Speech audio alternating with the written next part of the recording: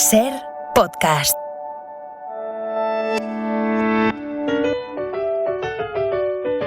Radio Paradiso.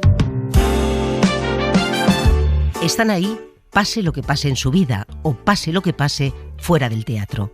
Arriba, si es un escenario al uso, abajo en uno griego o romano y a nuestro lado en uno de esos microlocales o garitos donde no hay espacio para más. Cualquier lugar se puede transformar en un escenario, con un simple foco, una tela o una línea pintada en el suelo.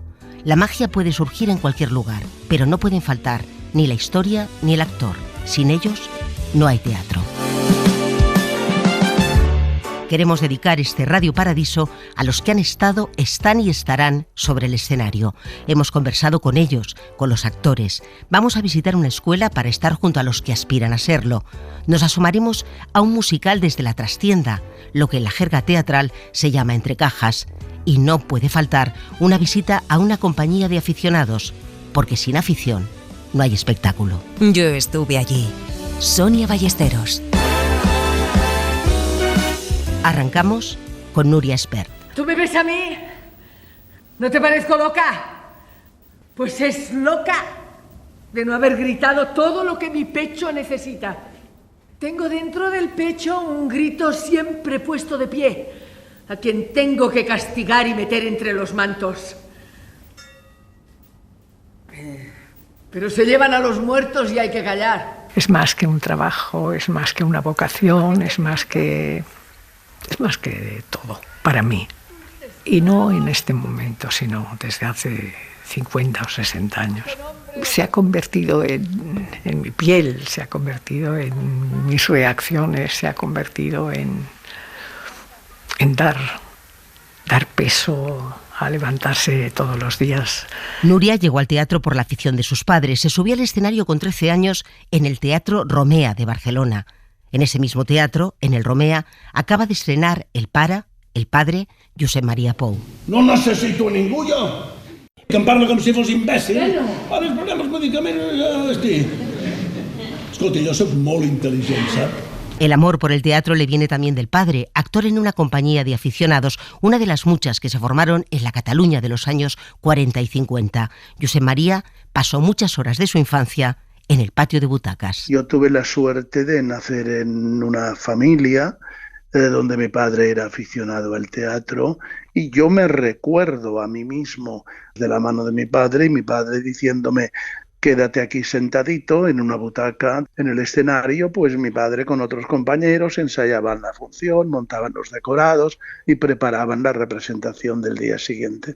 Ese es mi primer recuerdo en el teatro, estando sentado solo con 5 o 6 años en un patio de butacas, viendo cómo en un escenario un montón de gente se movía, hablaba, discutía y de allí surgía magia. Se calcula que en España hay unos 2.500 grupos dedicados a las artes escénicas de forma no profesional. Para ver cómo trabajan, vamos a entrar con Rafa Panadero en el Berlín Teatro.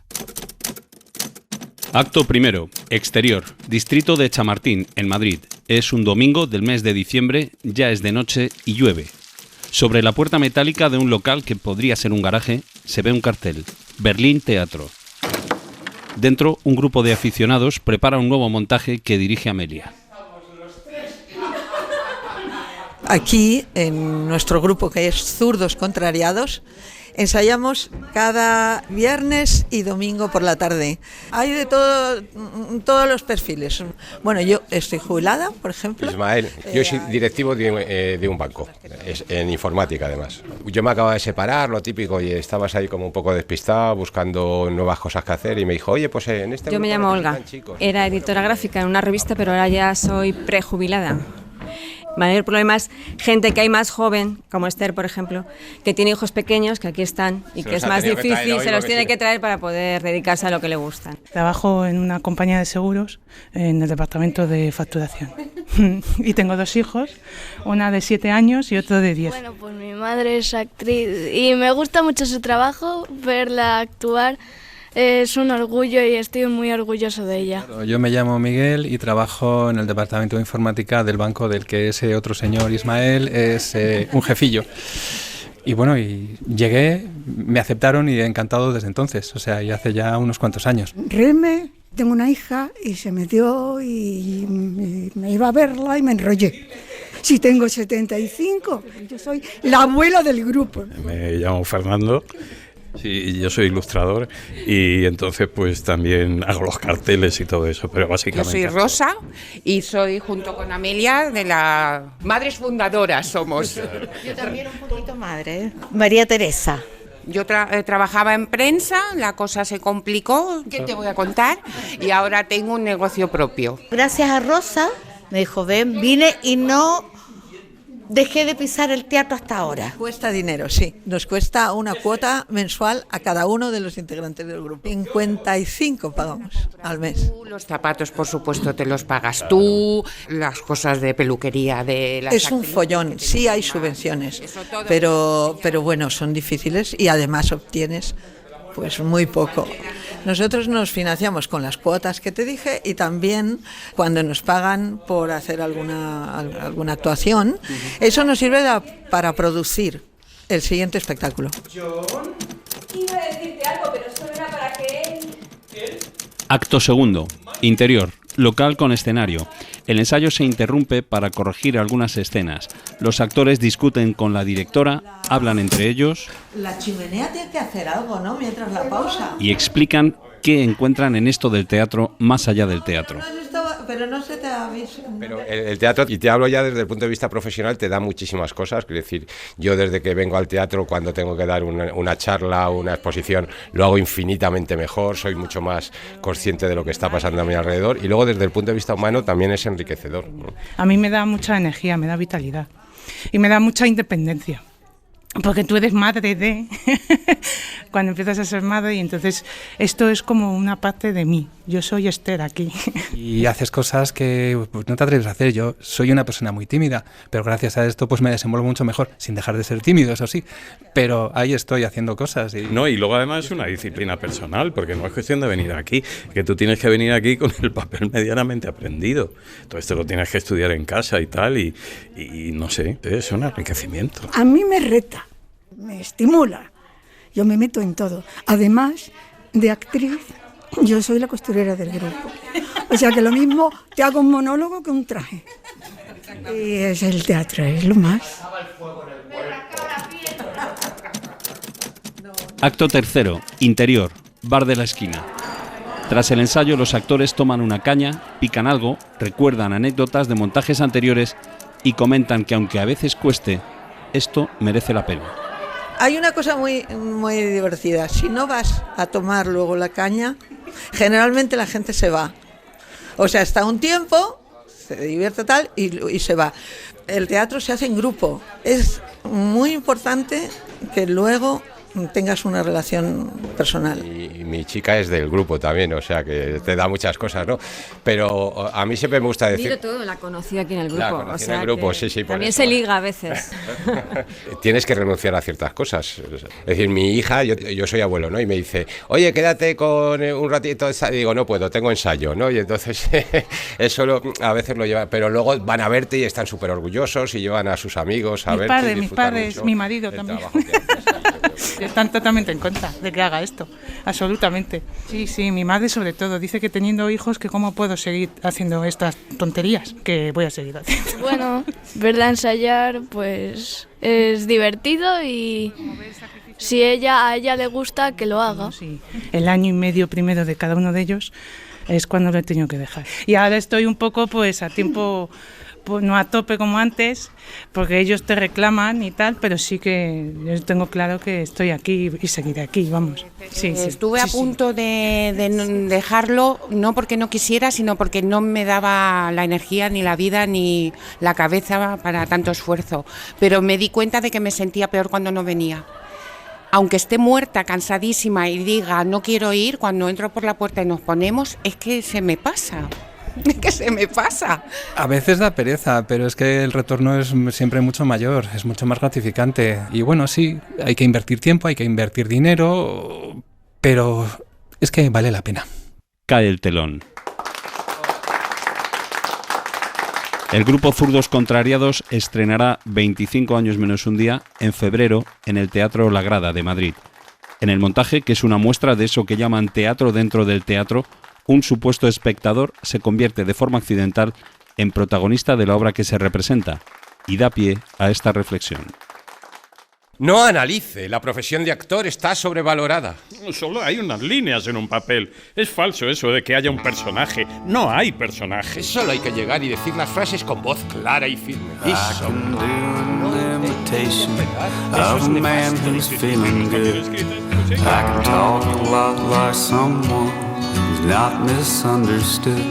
I can go to all the places where the happy people stay. But without you here beside me, I'm an actor on the stage. There's a drunk in every graveyard, there's a ghost in every bar. I'm drinking in the moonlight, wondering where you are. Give me just a phone call, let me know that you're okay.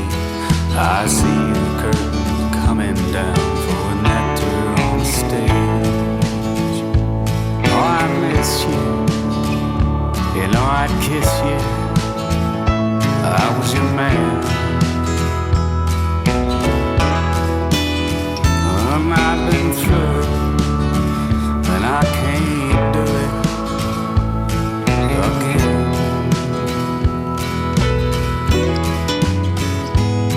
Well, you got your explanations that I don't understand. I once believed in magic, but now I know it's sleight of hand. The things we say just float away, they're not words on a page.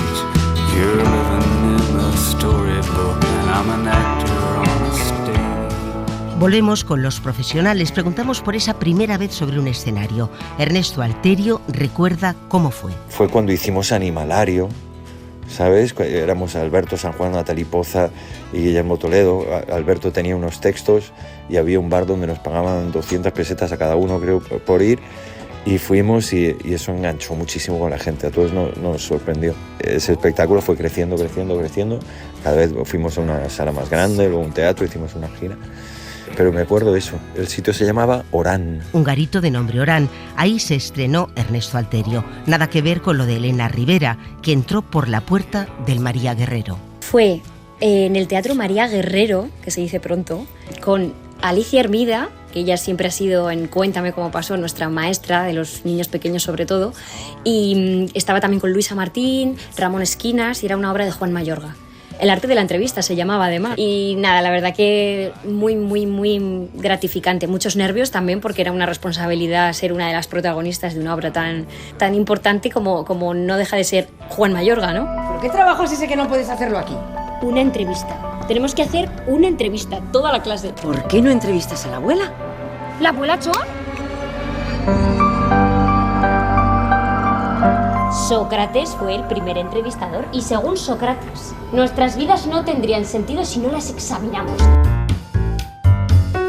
Quiero hablar de ti a tu padre. ¿Y para eso te has puesto tan guapa? Muy demasiado guapa. Pues no. Te podías haber pedido otro viejo. Tiene que haber viejos mejores, viejos más interesantes. María Barranco dejó los libros de medicina para dedicarse al teatro y se vino de Málaga a Madrid para subirse por primera vez a un escenario. Cuando llegué a Madrid, a las 2 semanas de estar aquí, me dieron un papelito de Mora Judía, La venganza de Don Mendo.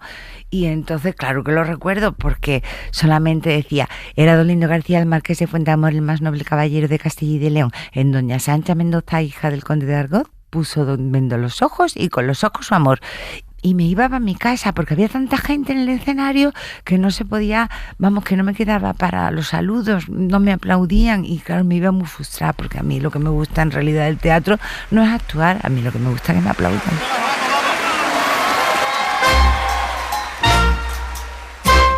Para que los actores se suban al escenario hay un proceso, a veces un largo proceso creativo del que vamos a hablar con Santiago Sánchez. Es actor, director, gestor, creador y fundador de la compañía Imprevis. La improvisación me ha acompañado siempre, ¿no? Entonces a mí me gusta siempre decir que me encanta tratar el teatro con la felicidad con la que un niño juega y la calidad con la que un artesano trabaja la madera, el cuero, ¿no?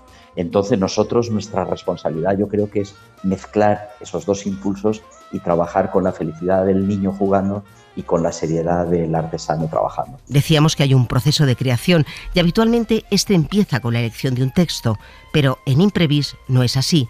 Tampoco en la obra Hoy no estrenamos, de la que vamos a hablar. En el caso de Imprevis es diferente. Nosotros, evidentemente, lo que hemos hecho es crear todo este texto. O sea, todo el texto de Hoy no estrenamos está creado en la sala de ensayos, con lo cual hay un doble proceso, primero de creación del texto y una vez ya cuando se ha llegado a una creación del texto, de la puesta en escena.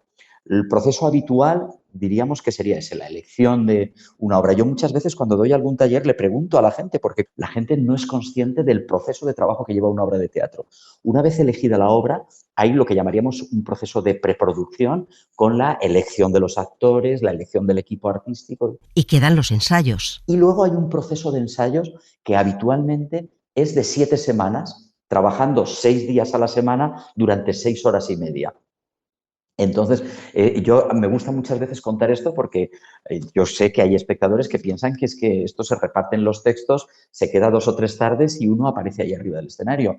Y muchas veces cuando visualizan todo ese proceso complejo, pues es realmente muy arduo. El actor se somete a un proceso tanto de memorización, físico, de trabajo muy fuerte.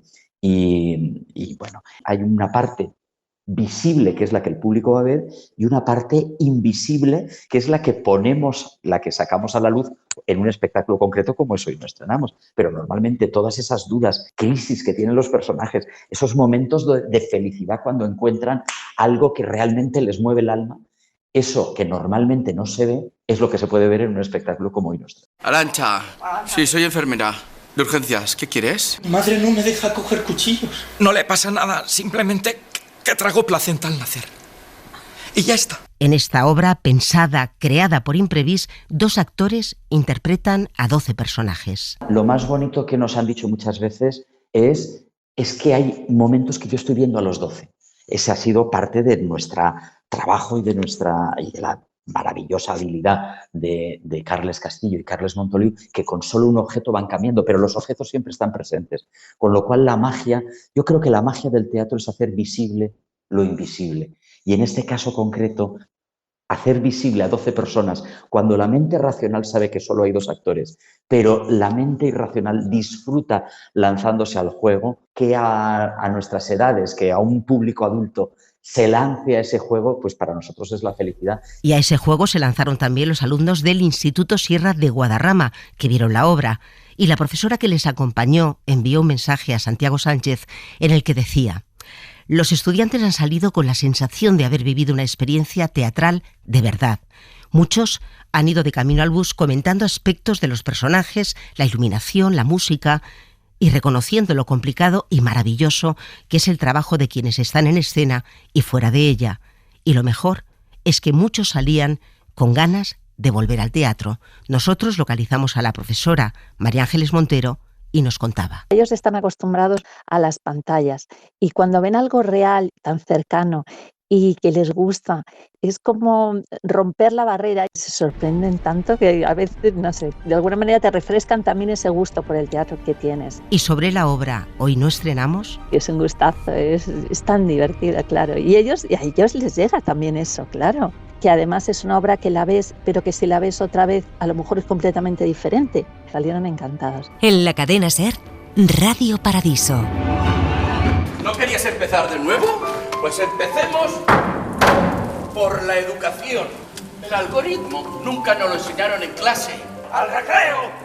Como dice el actor, empecemos por la educación. Palabra importante al hablar de teatro. Ha aparecido en distintos momentos en la conversación con Natalie Poza, actriz que se acercó a este mundo de la mano de una profesora.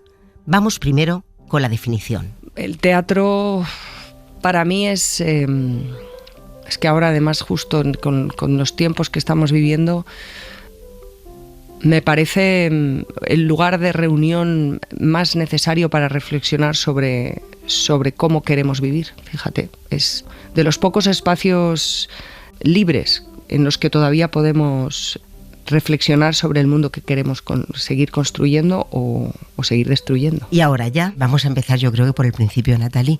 ¿Cuál fue la primera vez que tú entraste en un teatro? Pues fíjate que no lo sé. No tengo ni idea, la verdad. Me vienen muchas imágenes del colegio, pero no recuerdo en qué momento, no lo sé.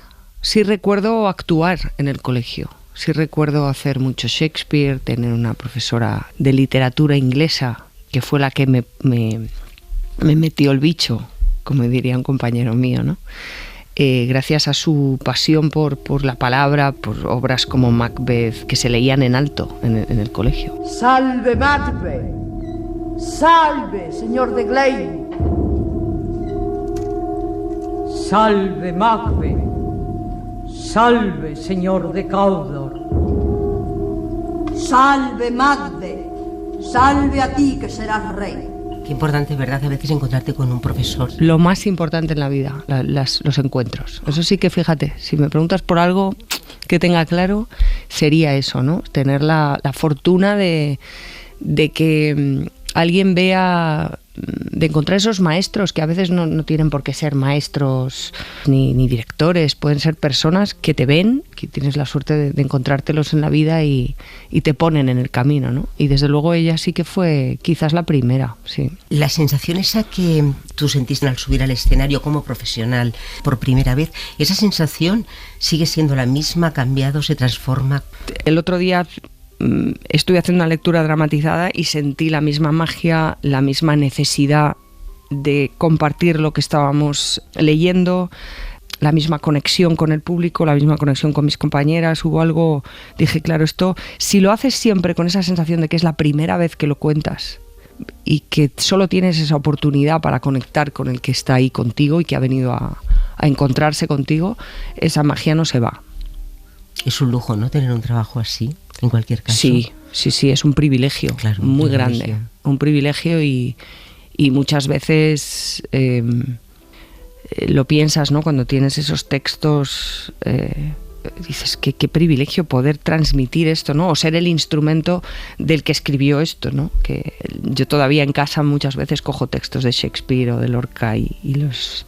Bueno, me hago mis propios momentos sagrados para no olvidarme, ¿no?, de que la palabra siempre va a estar a mi lado y que siempre hay algo que puedas contar en algún lugar y siempre habrá alguien que lo quiera escuchar, ¿no? Que son textos eternos, ¿no? Partió hacia nuevas conquistas y me dejó allí abandonada, como una casa enorme y vacía que oye latir un inútil reloj. ¿Tú has vivido algún 31 sobre un escenario? Creo que sí. Es que no lo sé. Sé que he estado en Navidad en algún escenario, seguro. Yo las fechas importantes las recuerdo en el escenario. ¿Por ejemplo? Pues por ejemplo, cada cumpleaños. Ahora mismo me viene, como sé que viene José María Pou, sí que recuerdo un 7 de marzo estrenar por primera vez, fíjate, es que me emociono, qué cosas, ¿no?, en el Teatro Español, que no había estado nunca, con A Cielo Abierto. Y no sabía que iba a caer justo el día de mi cumpleaños y fue el día del estreno de esa función, que para mí fue muy importante y sí que lo recuerdo como algo como una sincronía mágica, que a mí es una frase que me gusta mucho, ¿no? Me comentabas antes que trabajar con Pou fue maravilloso. Sí, primero fue el primer director que recuerdo que me llamara, que se empeñara en que yo hiciera un personaje porque me veía a mí, o sea, que me llamaran de la oficina, de mis representantes, y que me dijeran, bueno, es que te ofrecen este texto y Pou quiere que lo hagas tú, ¿no?, que seas su sparring, porque era un texto de A2 muy complicado, de David Hare. Bueno, muy complicado no, era tan bueno que parecía fácil, ¿no? Luego no era tan fácil, pero... Y dije, joder, ha pensado en mí, ¿no?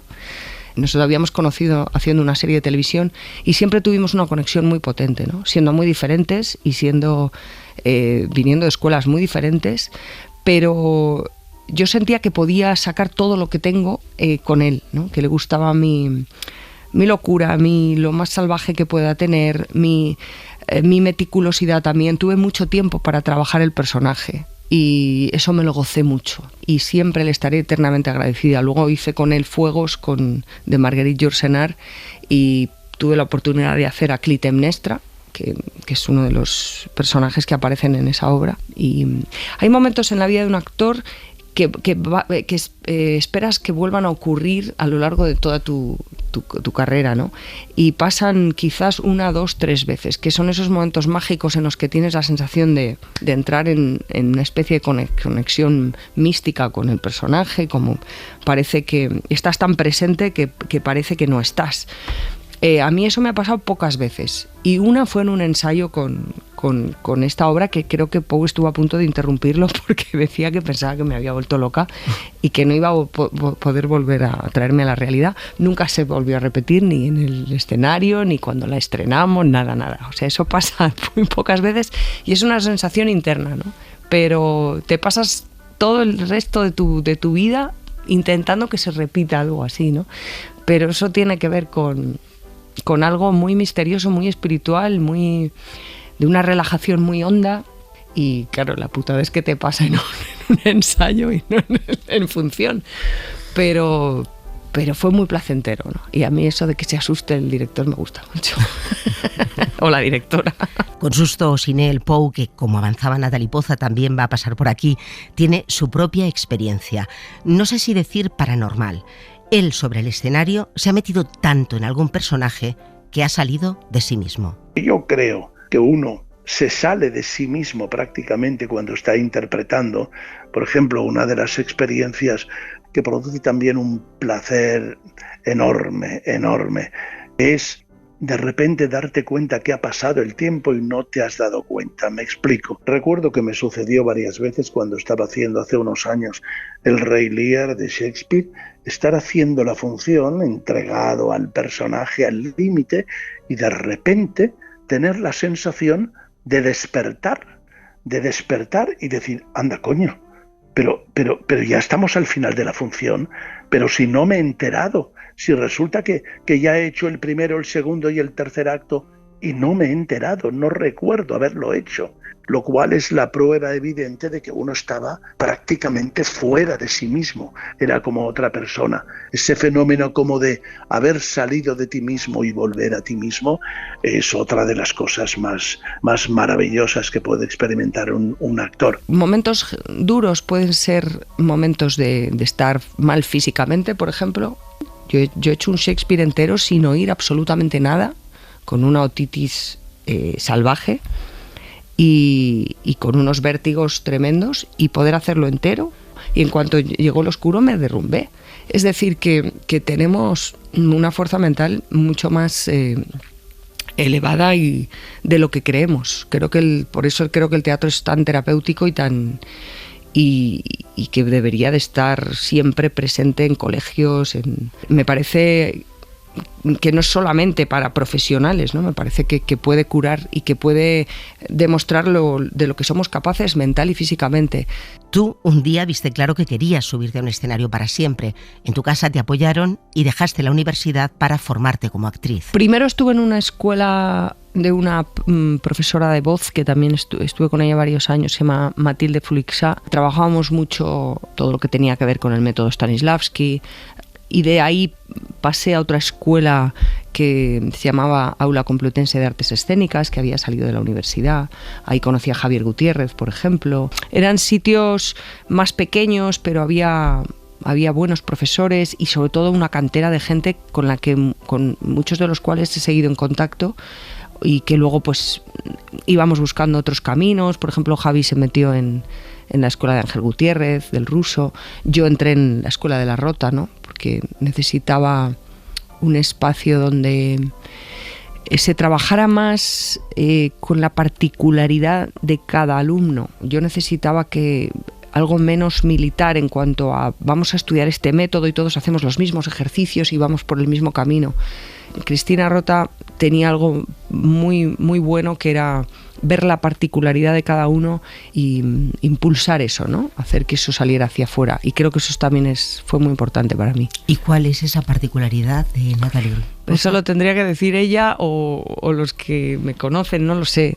Pero sí es verdad que creo que si algo tengo bastante claro en cuanto al camino a seguir es que tiene que ser el propio.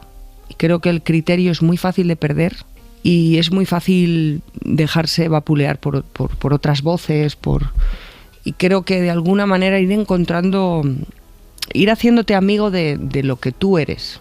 aunque no a todo el mundo le gustes, aunque no conectes con todo el mundo, aunque no todo te resuene, sino ir encontrando tu manera de escuchar esa voz que te susurra por dónde ir, creo que es la clave en esta profesión. Natalie, muchísimas gracias. Un placer, gracias. Nos despedimos de Natalie Poza para ir a una de esas escuelas de las que nos ha hablado, para hablar también con aquellos que aspiran a hacer del teatro su vida, a subirse al escenario. Llamamos a la puerta de Cristina Rota. Voy. Las voces que no consiguieron silenciar los siglos lo han logrado los móviles en un par de lustros. Las redes sociales. Yo creo que es una guerra, y le llamo guerra. Matan la palabra, matan tu compromiso con la vida. Las voces han cambiado. Todos los matices que tiene la palabra, que en sí es una obra de arte, los agudos, los graves, esa intencionalidad que tiene el hablar con el otro y discutir con el otro.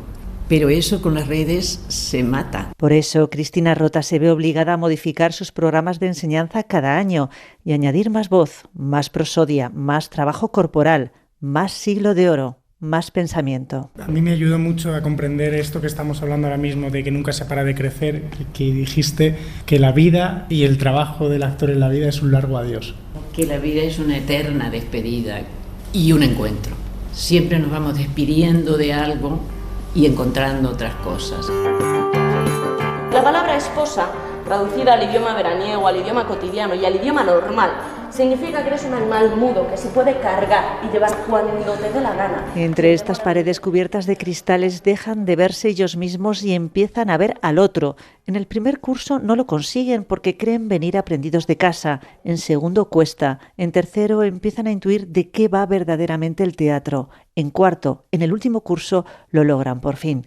Cae la ficha, le gusta decir a Cristina Rota, aunque eso es solo otro principio, porque tendrán que caer muchas fichas más. Yo cuando entré no era consciente, por supuesto que no. Bueno, yo tenía como la idea de, bueno, actúas, juegas y no sé qué, pero uno se culturiza muchísimo en esta escuela y para mí ha sido como, wow. Mi forma de aprender había sido por obligación y aquí yo tengo una necesidad de saber y ahora sí siento que he perdido parte de mi vida y que no llego y... Yo antes de entrar aquí no te das cuenta del bucle en el que vives, pero no te das cuenta de que estás dentro de esa burbuja, ¿no? Y está normalizado. Al cruzar la vieja puerta de madera marrón de esta escuela no lo sabes, pero vas desprendiéndote del mundo caótico de las calles estrechas por el de las aspiraciones y los sueños que se alimentan justo de lo que han dejado fuera. Hay alumnos que van descubriéndose a cachitos. Porque al final te tienes que enfrentar a todo lo que tienes tapado. Y llevo toda una vida tapando, aquí tengo que hurgar en ello y sacarlo. Tapas miedos, tapas todas las cosas que te duelen o que te han dolido. Y vamos tapando, poniendo máscaras y actuar no son las máscaras, es quitártelas. Actúan y se liberan, cuentan, sin llegar nunca a aprender del todo. No hay zona de confort, no hay descanso. Es como que te mantiene despierto. A mí es como que el teatro y esta profesión me hace mantenerme viva, realmente viva. Esto está muy relacionado con la vida, o sea, la necesitas para poder ejercer tu profesión. Te levantas por la mañana y estás pensando en ello, y desayunas y estás pensando en ello, y terminas de desayunar y ya estás con el cuerpo, y luego estás con la voz y de repente ya forma parte de tu vida porque es que no hay nada, porque no hay nada más. Hay como algo real de estar conectado a la vida. Eso suena todo como muy metafísico, pero uno conecta con una parte de sí, con los demás, que no se engancha. Vas por la calle, estás más vivo, más ves. Ese crecimiento personal tiene una contrapartida. Lo que tenías ya no te vale o se ha quedado atrás. Estos alumnos sienten las ondas de un terremoto vital. Que me cuesta volver allí y fingir. El fingir que me interesan ciertos temas, fingir que todo va bien, fingir que... No sé fingir ya. Todos los días en mi familia te vas a morir de hambre, te vas a arrepentir de esta decisión, es un futuro muy incierto, ve a lo seguro. ¿Has encontrado trabajo ya? ¿No vas a encontrar trabajo? ¿Cuál es la otra opción que tienes? Y es como que no tengo otra opción, o sea que yo sé que quiero esto y voy a ir a por esto y punto. Solo existe esto y solo existirá esto. No hay plan B. Y el plan A es y será interpretar. Olvidé a qué especie de animal pertenecía y quedé muda y siempre verde, esperanzada entre sus raíces. ¿Cómo tiro el final, Cristina, siempre? ¿Cómo lo tiro siempre? Vamos a ver. El final se une con el planteamiento, que es el desenlace. Y entonces morí a su lado. Me quitó la identidad. pero es el desenlace, no lo puedes tirar. En esta obra de no ficción han intervenido, además de Cristina Rota, Gonzalo García de Enterría, Adrián Portolés, Sara Gordillo y Daniel Coronado. Y Toñi Fernández, que firma el reportaje. Yo estuve allí. Tras salir de la escuela volvemos con Josep Maria Pou, que nos cuenta cómo fue su debut sobre el escenario, una primera interpretación como profesional que forma parte no de su historia personal, sino de la historia del teatro de este país. Porque no fue una función al uso normal, sino que fue un hecho un tanto extraordinario en el Teatro Español de Madrid, en el estreno de la obra Marat Sade que dirigió Adolfo Marsillac en su momento. El estreno de aquel espectáculo fue un acontecimiento en Madrid. Era la primera vez que se estrenaba un texto de esa categoría, con una carga política impresionante. Eso ya en los últimos años del franquismo, y con un aspecto nuevo de teatro. Lo había dirigido Peter Brook en Londres. Aquí pudo hacerse esa función gracias al interés de Marsillac, muy poco tiempo después de haberse estrenado en Londres, y sí, tuve la suerte inmensa de participar en una noche de estreno muy significativa e histórica, me atrevería a decir, y saboreé y disfruté de cada uno de los minutos de ese proceso de 2 meses de ensayos con una compañía donde éramos casi hasta 30 y tantas personas. Tuve la suerte inmensa de debutar en ese espectáculo y eso no se olvida en la vida, vamos. Imposible imaginar una forma mejor de iniciar una trayectoria profesional que le ha permitido a Josep Maria Pou interpretar los personajes que realmente quería. Pero yo he tenido la suerte también inmensa. Ahora yo ya llevo más de 50 años de teatro, es momento de estar haciendo balance, pero he tenido la suerte inmensa de no tener que hacer nunca una función que no quisiera hacer. Y sobre todo que no me gustara hacer y que no me interesara hacer. Todo lo que he hecho ha sido porque he querido, porque han sido textos con los que yo me he sentido ligado, vinculado, comprometido. Entonces, cada momento de cada representación, yo me he sentido, me he entregado al 1000%. ¡Sí, maldita sea, sí! ¡Es Moby Dick! ¡Moby Dick! ¡La mañana! ¡Ah! ¡Mi arpón! ¡Mi arpón!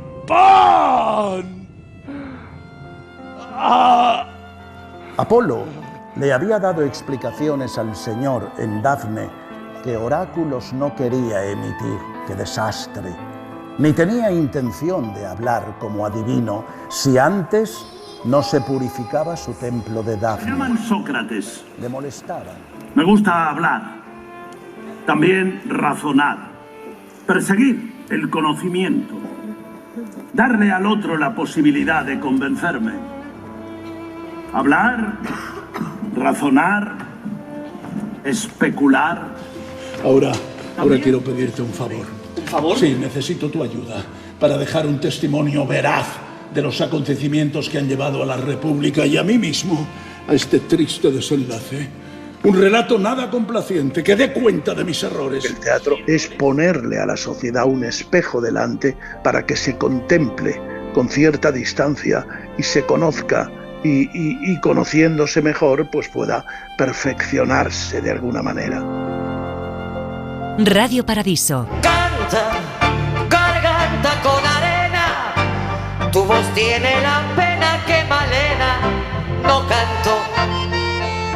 Canta, que Juárez te condena a lastimar tu pena con su blanco bandoneón. Canta, está aplaudiendo y aunque te estés muriendo no conocen tu dolor. Canta, que trueno desde el cielo debajo de tu almohada un verso te dejó.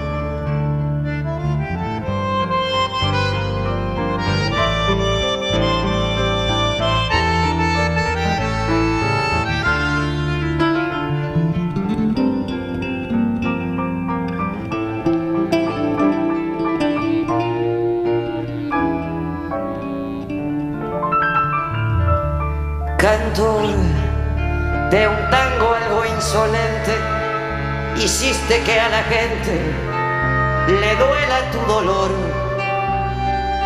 Cantor de un tango equilibrista, más que cantor artista, con vicios de cantor. Ya ves, a mí y a Buenos Aires nos falta siempre el aire cuando no está tu voz. A vos que tanto me enseñaste el día que cantaste conmigo una canción. Canta, garganta con arena, tu voz tiene la pena que Malena no cantó.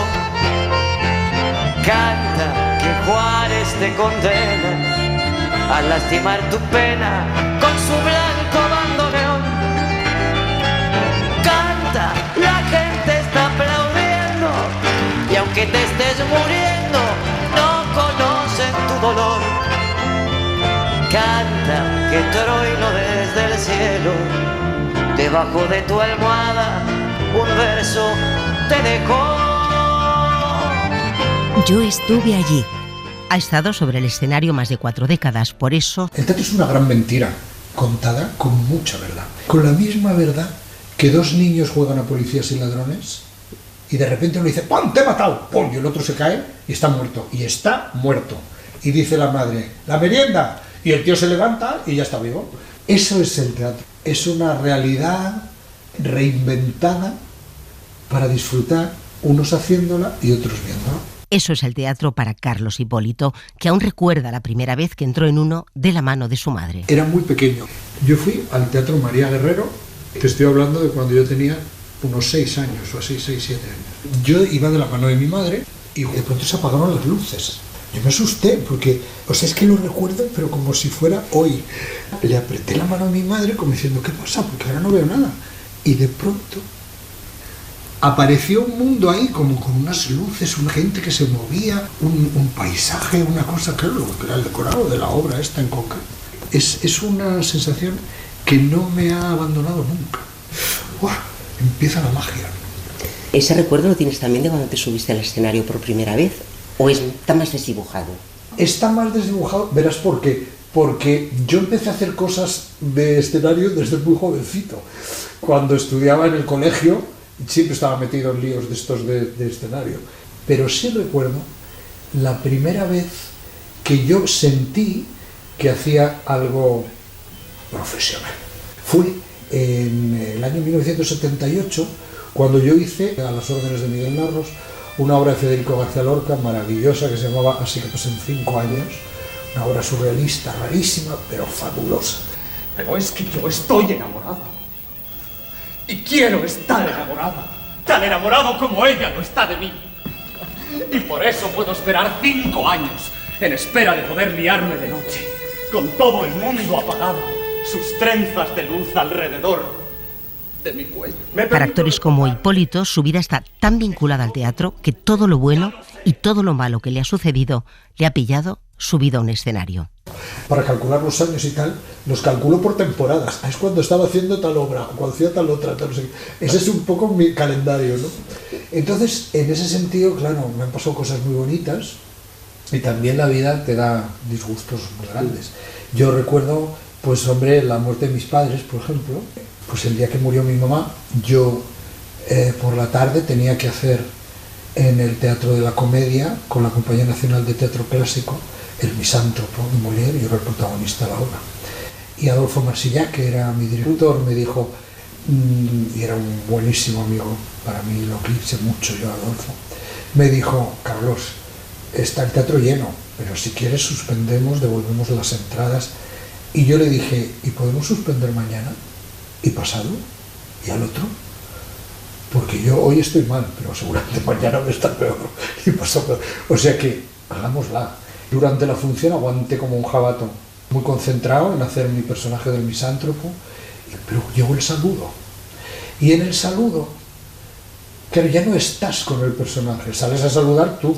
De repente me vino una cosa de no voy a poder. Y con una muestra de cariño hacia mí, entraron todo el personal del teatro y se pusieron al fondo de la sala de pie a aplaudirme y a gritarme bravo. Y ahí Me agarró una congoja de esa emoción, que bajé la cabeza y digo, ya no la puedo levantar. Y entonces Adriana Ozores, que estaba conmigo en el escenario, estábamos de la mano, me apretó la mano y me dijo, has aguantado toda la función, levanta la cabeza y aguanta el saludo. Y efectivamente, gracias a ella, pues pude saludar decorosamente sin ser ahí un moñas que estaba nadando en mocos y en lágrimas. Son tan odiosos todos los hombres que no soportaría que me tuviesen por sensato. ¿Así que deseas lo peor para la naturaleza humana? Sí, he llegado a cogerle un odio espantoso. ¿Y tienes esa aversión por todos los pobres mortales sin excepción ninguna? Después de todo, también hay gente en nuestros... No, es general odio a todos los hombres. Estoy seguro que el teatro me ha dado una vida mejor que la que me hubiera dado cualquier otro oficio, porque el teatro me ha permitido conocer a personas a las que admiraba de una manera brutal, que se han convertido en mis compañeros, en mis amigos. Es que no me lo puedo creer, y me vienen a mí a decir que les gusta lo que hago, entonces que a mí ya me parece como la bomba en verso. Me emociona pensarlo, porque es una cosa muy fascinante, y eso te lo da este oficio, porque tienes la oportunidad de trabajar con mucha gente, pintores, escritores que han hecho versiones de obras de teatro, músicos que han hecho músicas de determinadas funciones. Yo he tenido acceso al mundo de la cultura en general y con mayúsculas gracias al teatro. Y eso, aparte de la multitud de noches inolvidables que me ha regalado el teatro. Y lo más bonito del teatro es que no se puede revisitar, pero vive solo en la memoria del que lo ha visto o del que lo ha vivido. Y ahí queda. Ni siquiera el musical se le ha resistido a Carlos Hipólito. Sobre el escenario nos ha hecho reír, llorar y hasta bailar o tararear una canción. Así que no se nos ocurre mejor final que invitarles a ver la trastienda de un musical, lo que no se ve desde el escenario. Entramos en el Teatro Calderón de Madrid, donde se representa La historia interminable. Así termina un musical con el abrazo del público al equipo que ha hecho posible que se levante el telón de un espectáculo que tras de sí deja muchas horas, sacrificio, ganas y mucho talento. Pero si lo que ven merece un aplauso, lo que no se ve merece un reportaje, y eso es lo que vamos a hacer, acompañarles a las entrañas de La historia interminable. Entramos con Paula, la regidora, y aquello ya nos huele a cuento. Empezamos aquí, que esto parece un cuento de hadas, un cuento de... Esto es fantasía, esto es fantasía que no tiene fronteras.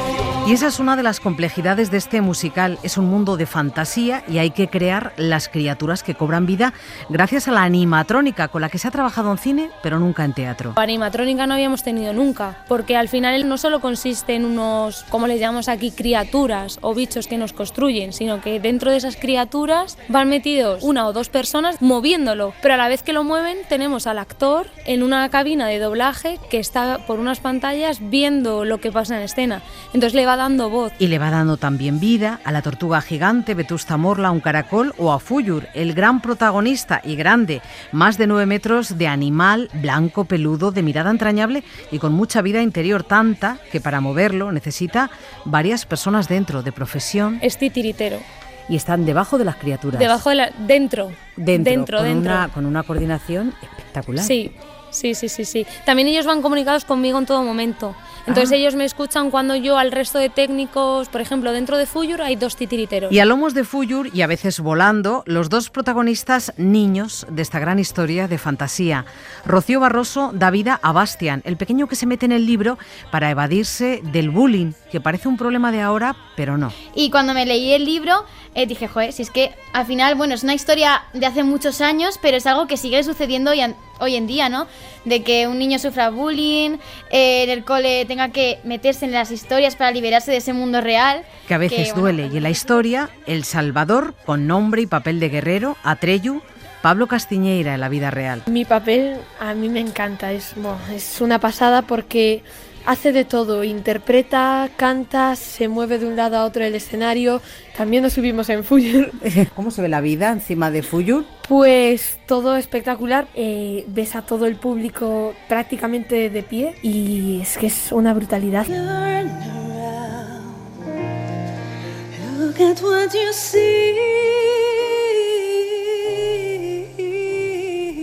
Y ahora sí dejamos el escenario y bajamos al sótano donde están los camerinos.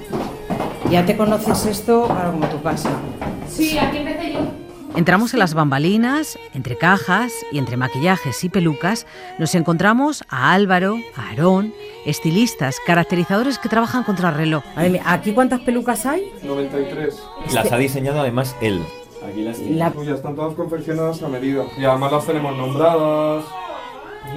Pelo natural. Sí. Sí. Ahí fuera oigo voces, ¿no? A José, que es nuestro Fuyur y que te está esperando también. Ah, vale. Hola. ¿Qué tal? Que te veo. Autodidacta, ¿no? También te maquillas. Me encanta. Es un todoterreno en el escenario. Joseán Moreno es el viejo librero, da voz a Fuyur y tiene torrente para todos, mientras nos cuenta un pequeño secreto para tener ese vozarrón. A ver, ¿qué haces para calentar esa monumental voz? Pues hacemos 1000 cosas. Pero lo que más nos gusta es hacer glisandos. ¿Sabes lo que es un glisando? No.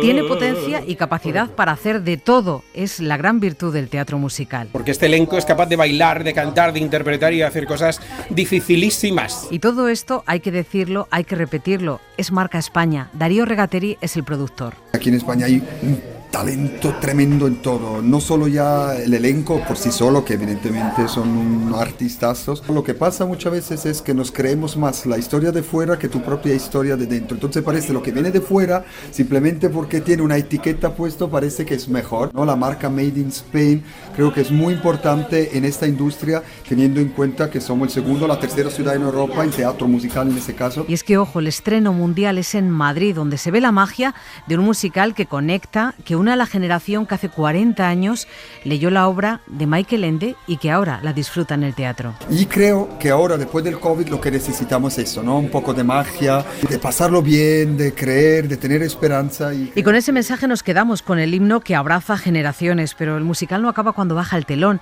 El éxito es que la historia no termina en el escenario y lo comprobamos a las puertas del teatro, cuando la gente te cuenta que ha pasado un rato inolvidable. Yo he venido expresamente desde Santa Cruz de Tenerife a ver el espectáculo. ¿Y qué es lo que más te ha gustado la música? A mí la música mucho. Y el vestuario también precioso, la verdad, un colorido precioso, la verdad es que muy recomendable. Llorando, emocionado en la escena final, agarrado a su niño. Sur l'avenue, le cœur ouvert à l'inconnu, j'avais envie de dire bonjour à n'importe qui, excepté toi, et je t'ai dit n'importe quoi, il suffisait de te parler pour t'apprivoiser. Acaba este Radio Paradiso con los agradecimientos. En primer lugar, a los actores y actrices que han participado, a Marta Estevez por la producción, a María Manjabacas, Toñi Fernández y Rafa Panadero por los reportajes, muy especialmente a María Jesús Rodríguez por el montaje técnico y a los oyentes por estar ahí. Radio Paradiso. Sonia Ballesteros. Tu m'as dit, j'ai rendez-vous dans un sous-sol avec des fous qui vivent la guitare à la main du soir au matin. Alors je t'ai accompagné, on a chanté, on a dansé et l'on n'a même pas pensé à s'embrasser. Oh, Champs-Élysées, oh, Champs-Élysées, au soleil, sous la pluie, à midi ou à minuit, il y a tout ce que vous voulez, aux Champs-Élysées. Para no perderte ningún episodio, síguenos en la aplicación o la web de la SER, Podium Podcast o tu plataforma de audio favorita.